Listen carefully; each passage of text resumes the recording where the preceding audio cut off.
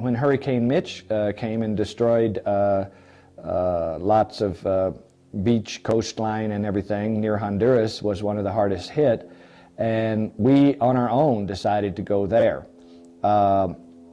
It turned out that at that same time a group called Operation Shoebox, which was delivering meds and everything to that area, they were working out of Oregon, and they asked to team up with us, and we went down there not knowing what we were going to do, planning to work in the jungle. We ended up being given a piece of land to build this demonstration on the grounds of a vocational school right in the middle of Tegucigalpa. This came about as a result of the Earthship books being sold down there, and people were familiar with it, and a banker hooked us up with all this because he had read the books. And so we were building a room that would be resistant to hurricanes and stay cool and catch water. Those were the issues. And the first 2 or 3 days down there, they thought we were a bunch of crazy gringos packing dirt into tires. And then when the tire work was up and they saw how strong it was and we were starting to get the first roof on, they started seeing how substantial this building was, and the Army actually came and helped us then, and they're going to use them for bunkers. So the building there was very successful, and again, like on many of them, we shot from the hip and had to come up with some ideas for the roof and the dome of the roof that we brought back to the States and go ahead and develop them further here and use them. So each one of these global trips, demonstration trips that we go on, not only helps the local area that's been stricken with a disaster, but it causes us to gain and stretch our knowledge about the whole Earthship concept and bring it back to the States and take it further.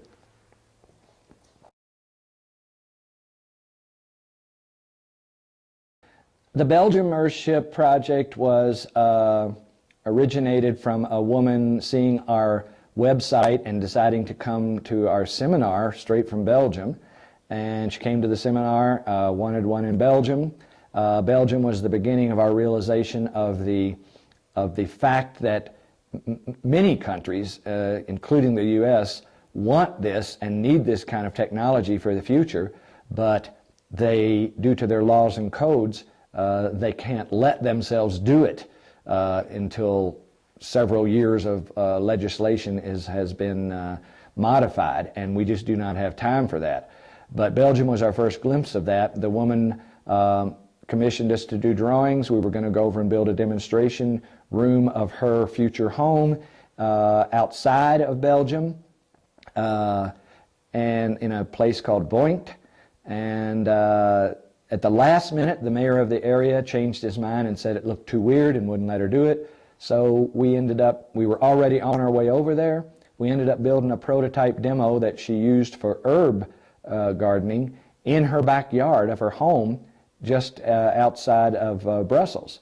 And this was totally illegal, but the mayor of that area came and saw it and liked it and said, "I'm supposed to bust you, but I'm not going to because I think this is a good thing."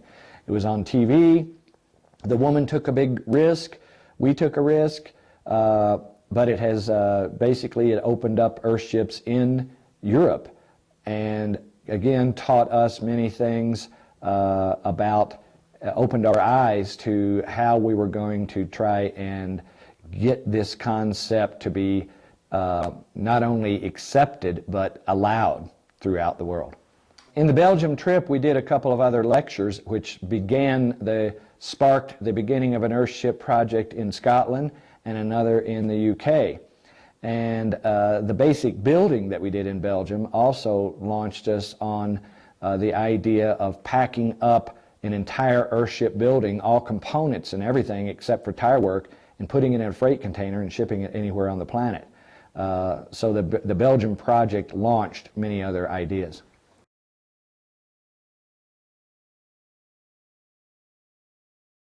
Then we were contacted by people with the Lakota Sioux tribe on the reservation up in South Dakota. It turns out that the Indians have a lot of land and now they're starting to get money from gambling, and they do not have the rules that all and the codes that all of the United States and Europe have.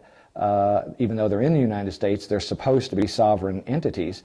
And so they wanted the Earthship technology up there to stay warm, because the government up there is providing mobile home type structures for them, and then getting them on a grid and a monthly payment, which they can't afford to keep the places heated.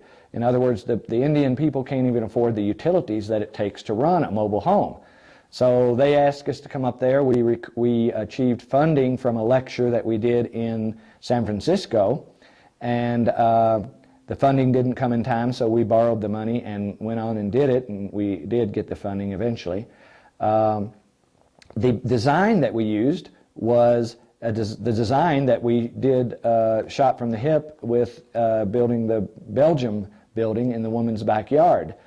We ended up using that design because it was a similar situation in the Lakota Sioux Reservation.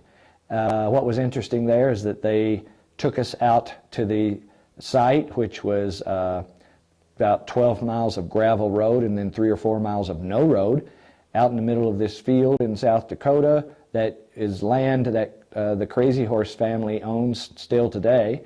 And they just said, build it here. That was all the approvals we needed. That showed us that third world countries and the Indian reservations in the United States can actually take the lead in sustainable housing, because their rules do not inhibit them from evolution like they are in like they do in Europe and in the U.S.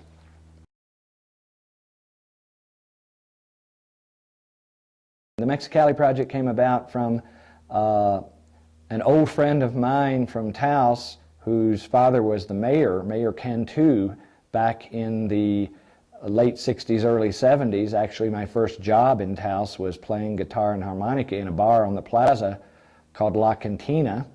And the guy that ran the bar then, the son of Mayor Cantu, went on to get involved in the Sonoran Desert Alliance, which helps the Indian tribes down in that area.